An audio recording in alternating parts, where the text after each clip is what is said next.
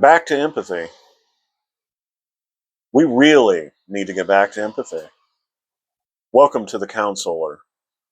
I'm your host, Mr. Fox. Take a moment, take a breath, find yourself where you're at, and thanks for joining me.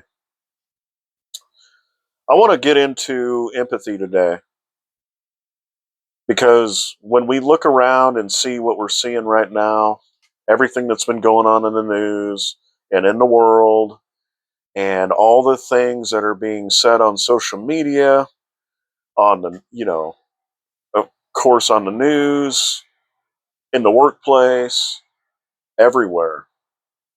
Right now, empathy could not be more misunderstood and more necessary, and may just be the thing that saves us all from ourselves. There's been a lot floating around out in the sphere of this world right now. A lot of misunderstandings, I think, a lot of misknowings about, what is empathy?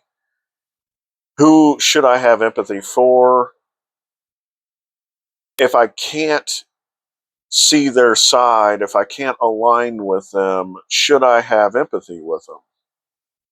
There's a lot of divisiveness right now in our world and in our culture right here at home in America.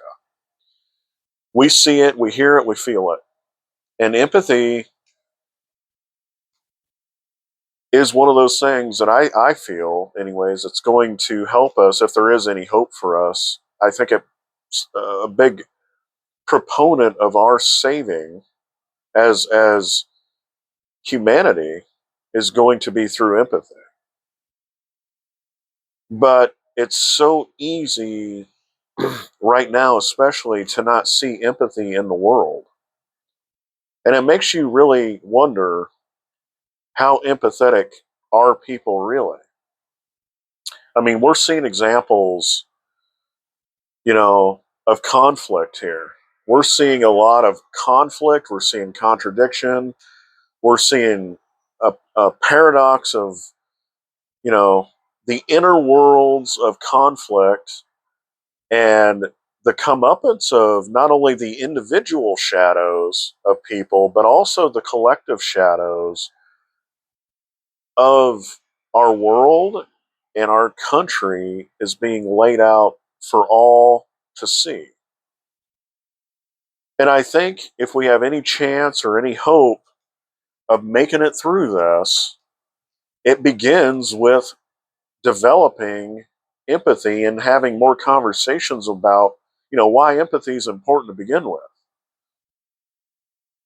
I've been seeing a lot of talk and a lot of quotes regarding empathy lately and regarding, acceptance and understanding and light and dark and good and evil and all the usual polarities that come up with things like what we've seen, in the last week or so. And I got to say, we all seem to be having our own confrontations with this. We all feel the heaviness. We all feel that something is off. It's really off in our world. I've seen a lot of videos out there about, people talking about something big is coming, something big is happening. You can sense it, you can feel it. There's just something that feels really heavy in the world. And then we experience the things that were happening in the world last week, especially. And I feel like all of this is coming to light. What we're not confronting within ourselves, within our society and culture, all that darkness, I feel like it's coming out and being brought out into the light and into the world around us. Darkness is no longer for the closet. It's out here in the world. And what do we do with that?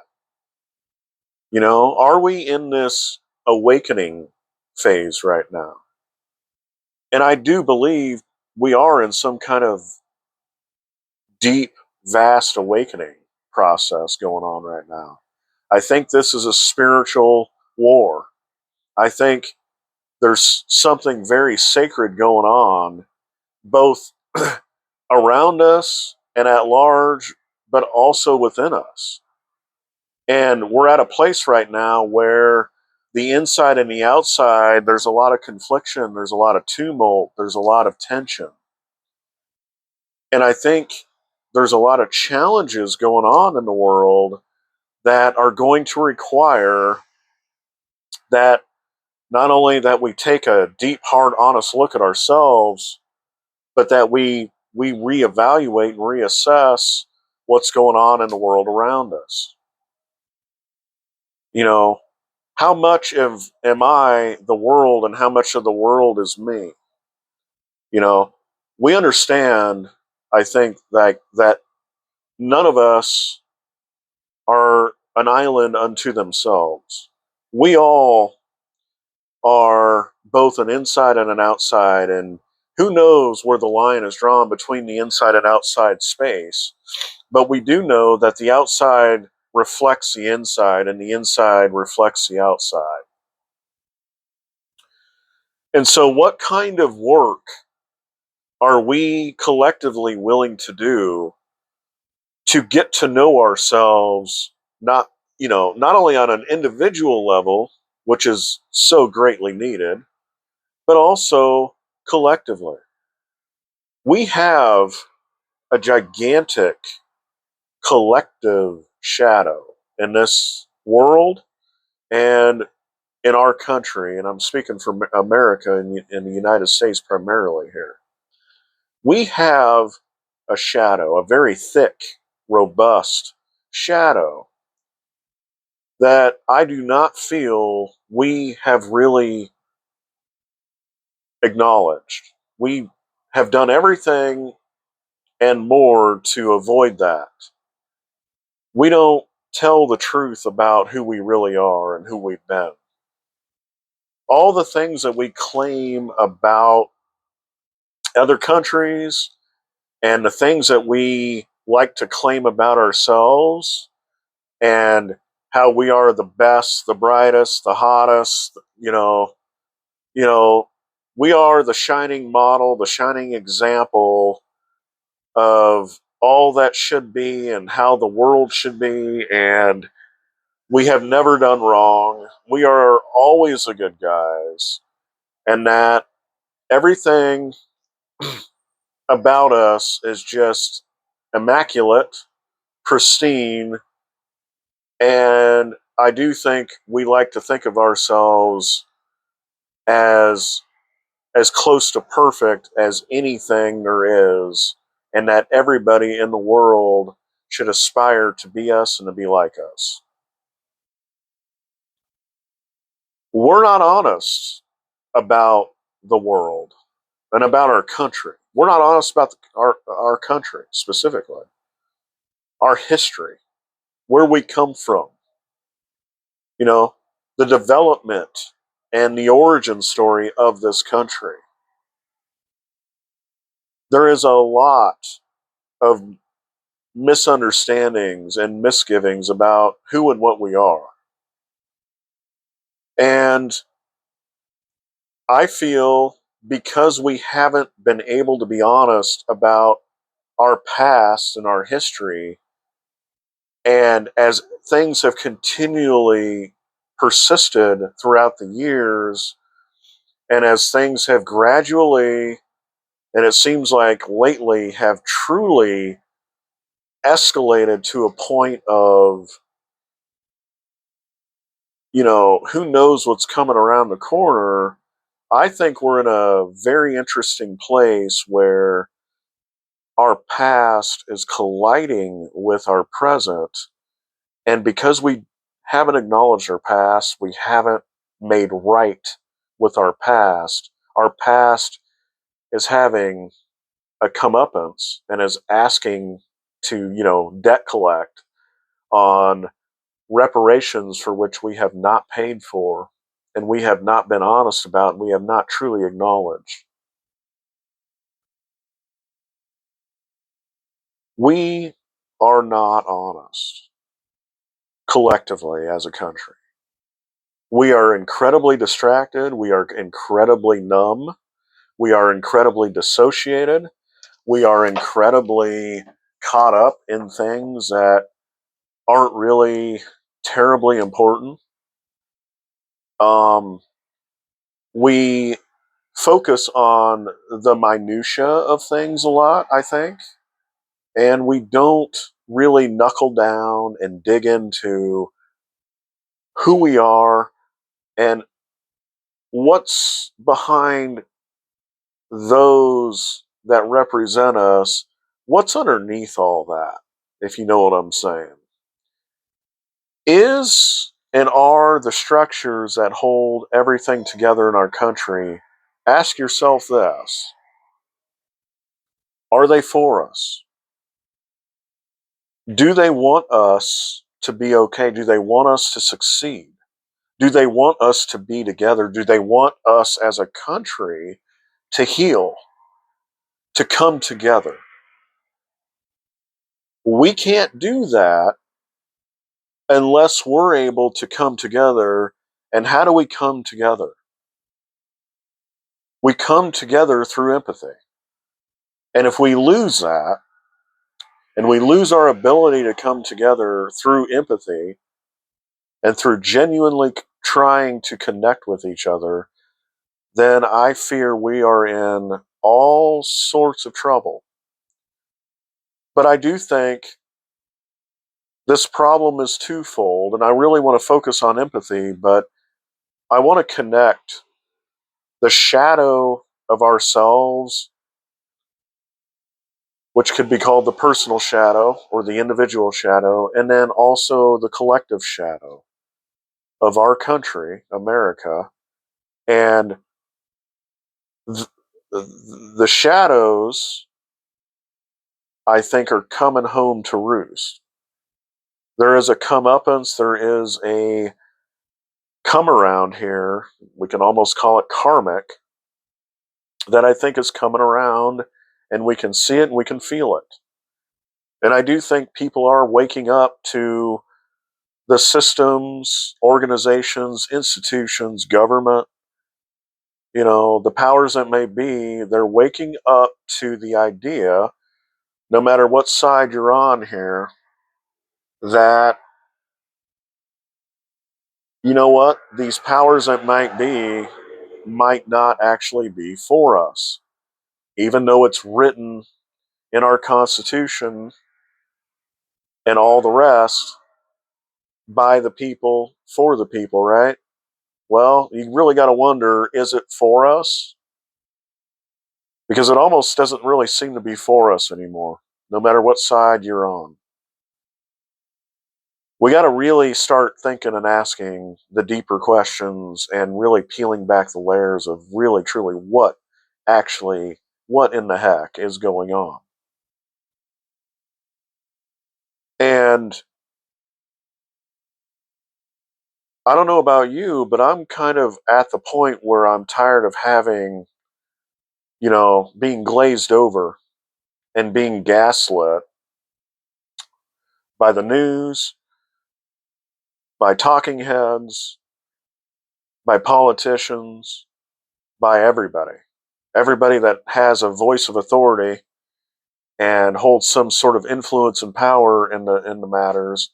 I am at that point where I am just done receiving what they're saying, because I'm not even sure I can really truly believe in what they're saying and where it's coming from. Which is another thing to just kind of wiggle in here or sprinkle in.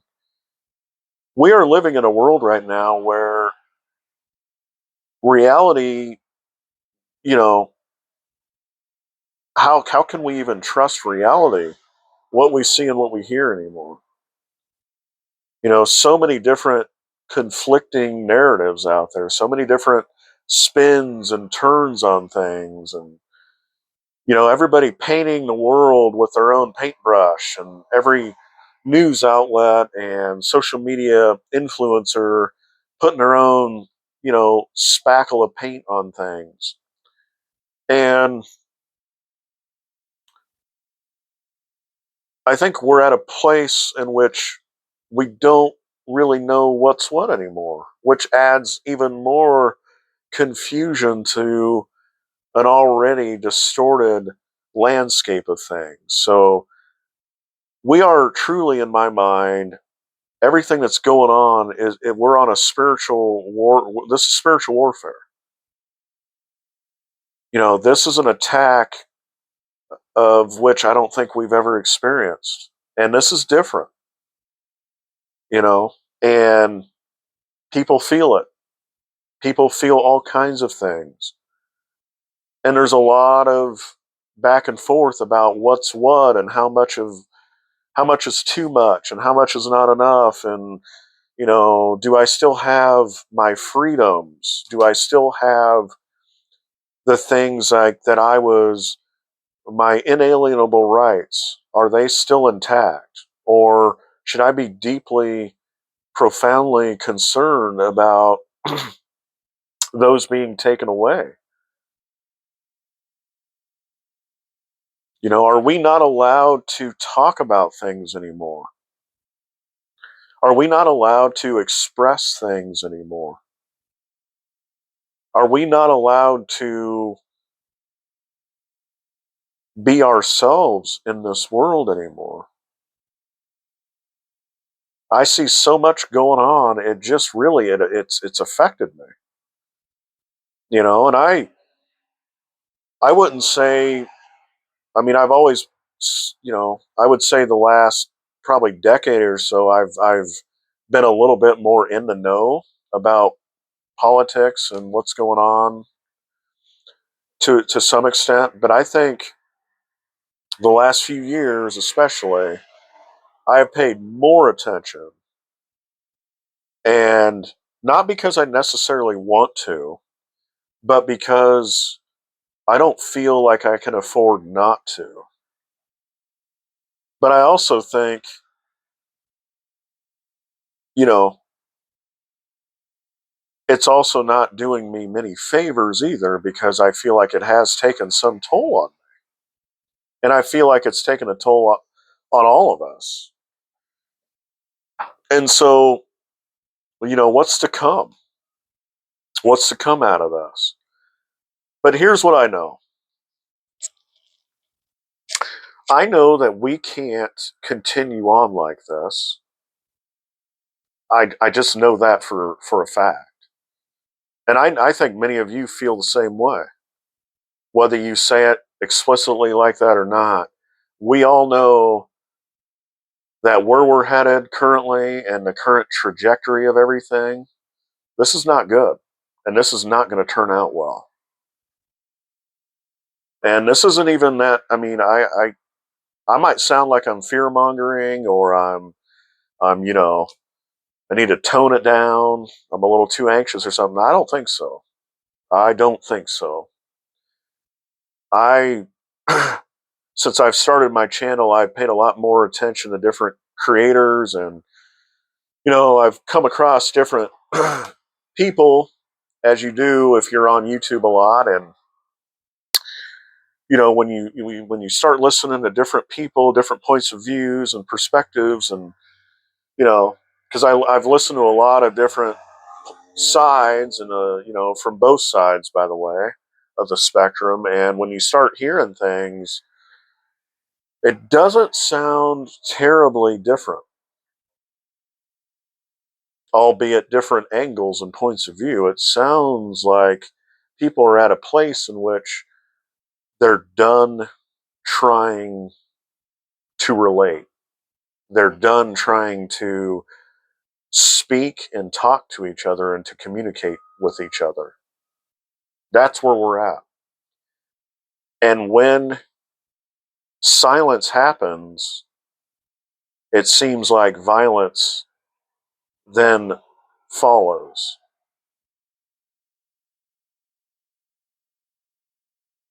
And I think it's important to talk, and I think we should talk, and I think it's never been more important for us to talk and to communicate.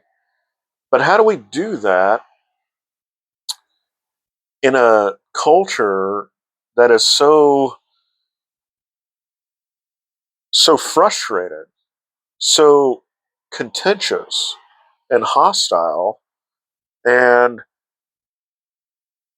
desperately needs a reminder that through all our differences and through all our worldviews and through all the things that make us different, we are at bottom human beings. And that doesn't change. We're all here. And whether or not you believe in some grander purpose to all of this or not is besides the point. I believe every life is special and we're all here for a reason. And we are all put into this world for a reason. And there's something to be said for that.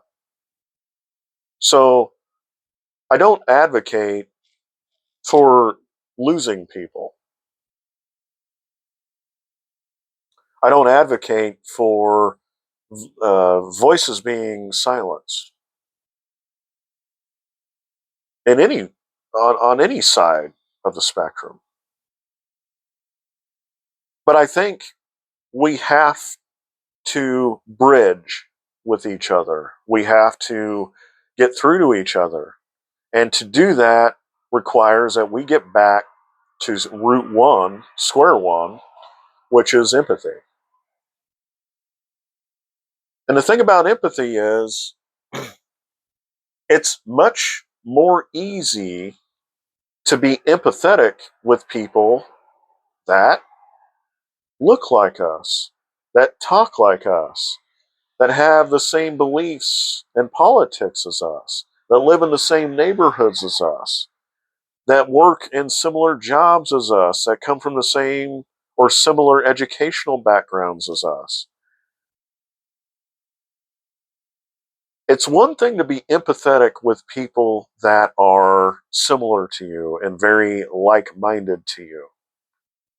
It's a whole other thing to be empathetic with people that are not like you, that come from a whole different walk of life than you, that see the world differently. But see, that's where I think the human side of us can fail if we don't check ourselves, if we don't refine ourselves. None of us have all the answers and solutions to everything. None of us have this whole thing figured out.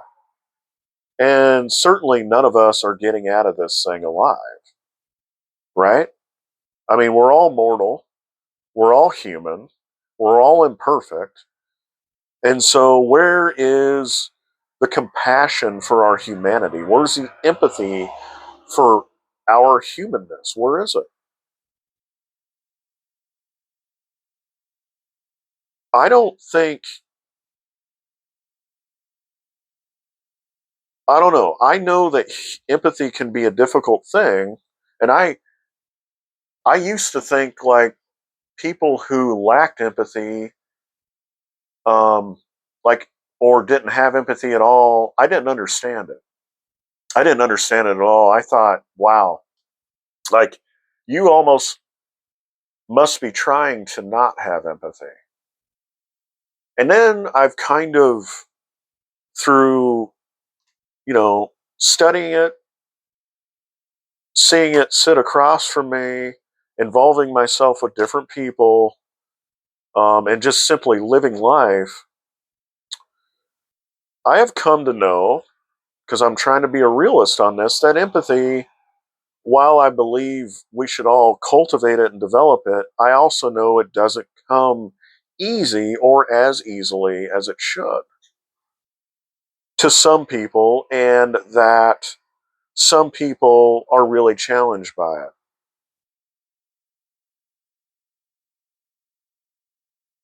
And but I also think in saying that, I'm kind of going to sound like I'm contradicting myself a little bit here, but in saying that, that is the challenge that we need to take, and we need to take the ball and run with that. You know, it's a lot like, you know, I guess I'll just go here. It's a lot like adopting or trying to live by certain principles of a religion. It's the aim. It's not the perfection, it's the aim of those things. I don't think, at least to my knowledge anyway, I don't think, and at least in my understanding, like, I never heard, you know, any divine figure or entity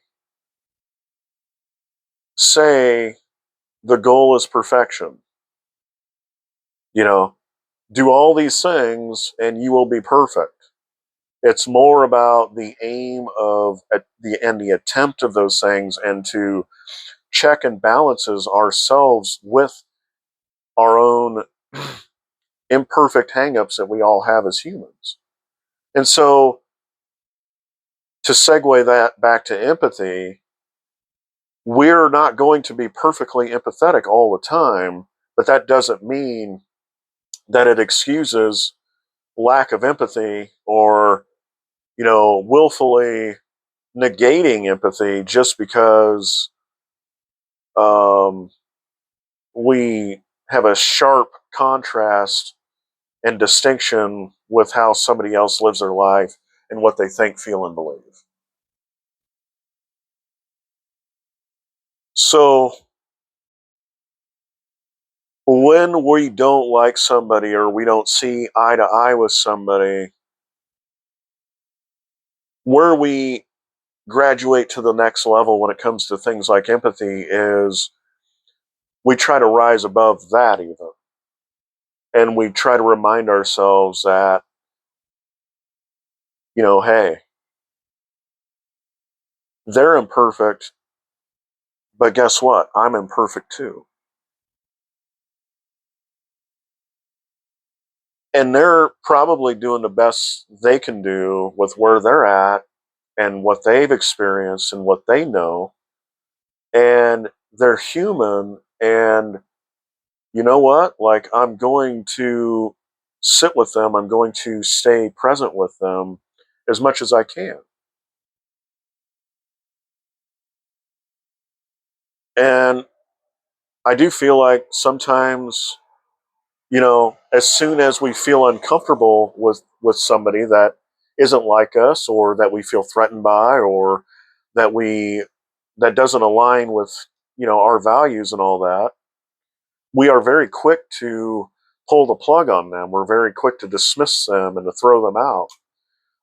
And then we almost in our minds, we rationalize and justify, well, blah, blah, blah. They're just this, they're that.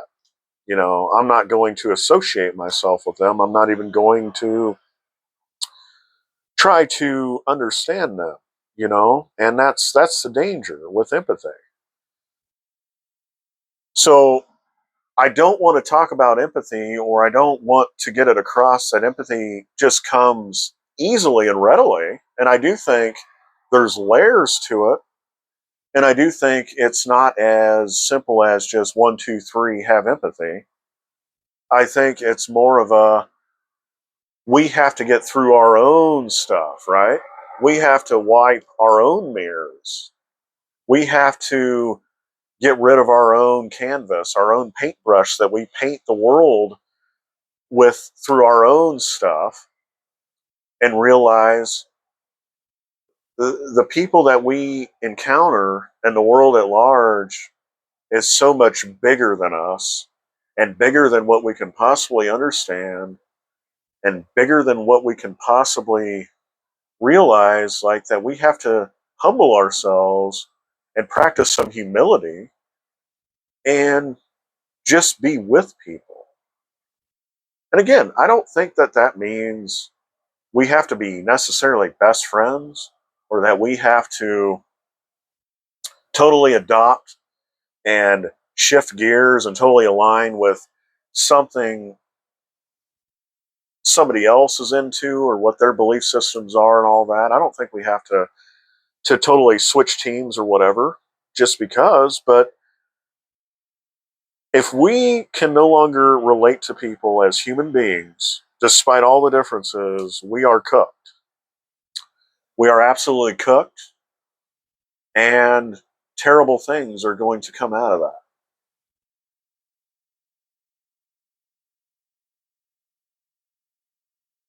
So, how do we keep empathy and the conversation around empathy and why it's important? How do we keep that alive? How do we keep that in the mainstream of significance and importance? Well, I think we keep talking about it. I think we continue to, in real life, get in front of people and talk to them and relate to them. And I'm not just talking about people we're familiar with and comfortable with. I'm talking about people that are outside of us or outside of our circles, our familiar circles. Now is not the time to turn away from people. It's to try to the best of our ability and capability. It's time to lean into our shadow. It's time to look at our own stuff. It's time to take a big look, big picture scope look at who we are as people, as individuals, and collectively, and just the history of everything.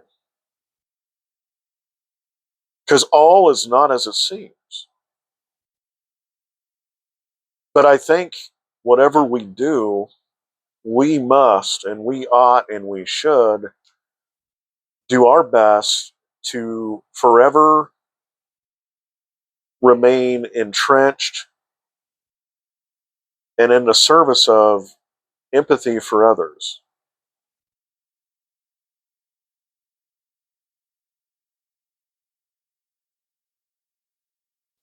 And to have empathy for others means also that we have empathy for ourselves, which also means, I think, that we have to really double down on getting to know ourselves in ways that we don't want to get to know ourselves. I think it's time that we quit pointing fingers everywhere and start pointing fingers at ourselves too. It's easy to look at the world and go, boy, this is a big pile of crap. And there's so much messed up and so much chaos and messiness here. Like it's all in the world. Well, we all in our own ways comprise the world. So we have to do work at home with ourselves, and we also have work to do out here too. But I think it's a both and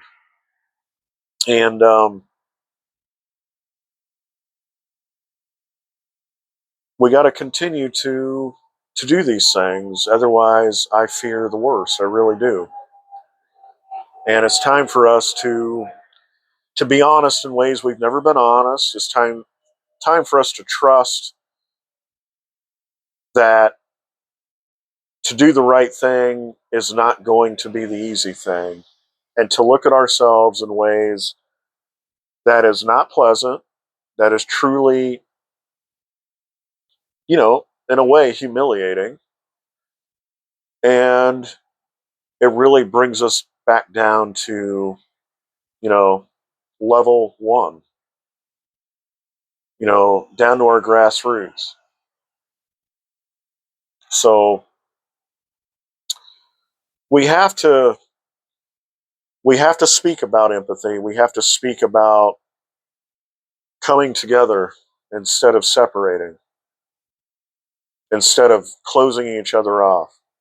And I know that seems much more easier to do right now. I really do. I know it seems like the other side, whatever side you're on, deserves it. It deserves all the things, right? Well, maybe that's where we start. Maybe it's true, logically, and maybe even rationally, that the other side, you know, their darkness is evident. But maybe we practice that thing called turning the cheek. Maybe we practice, instead of fighting our enemy and coming back at our enemy and being at odds and closing off to others that are not like us, we welcome them in.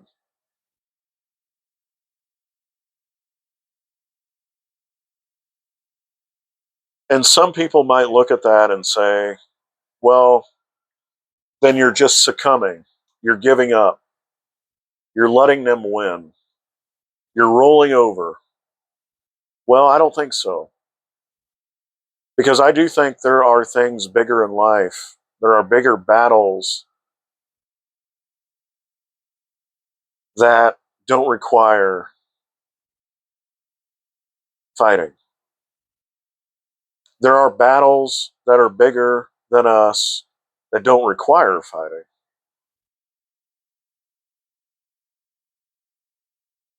To quote Rumi, I'll meet you out beyond that place of right doing and wrong doing.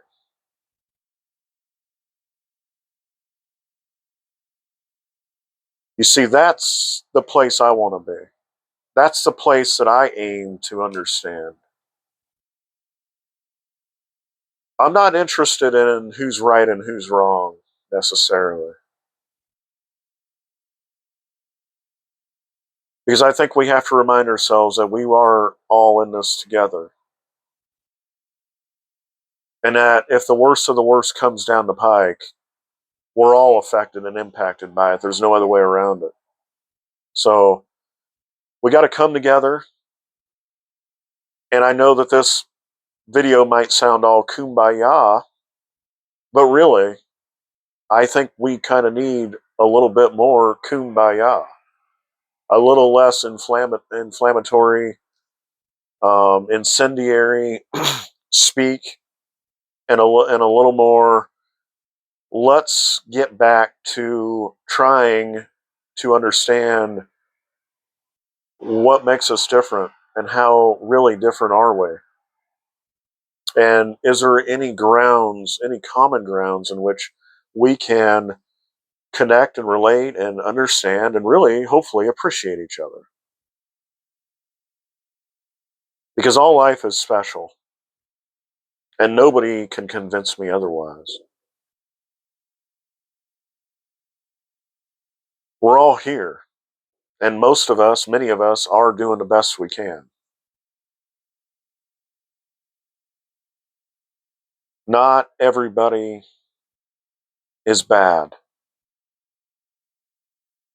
And right now, everybody wants to find that side and say, and point the finger. And I'm saying, let's not point the finger at everything else and at everybody else. Let's take a real hard, close examination of ourselves, of the collective world, our system, and let's really explore that and get to know that and get to know ourselves, do the work that we need to do on ourselves individually and personally,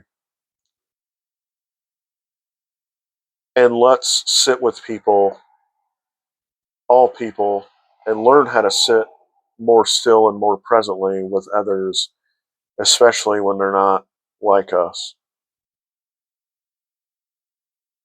Empathy. Empathy is a big part of what makes us human. And if we don't have empathy, what do we have? Thanks for sitting with me today. I appreciate your time. I hope some of this resonated. I know there's a lot going on, a lot being said. It means a lot to me that you took time out of your day, your life, your schedule to be here with me. So I want to thank you for watching. If you like what you heard or you're interested in hearing from me again, you know what to do. Hit that subscribe button, like the video, helps the algorithm. And I'll see you guys next time. Take care.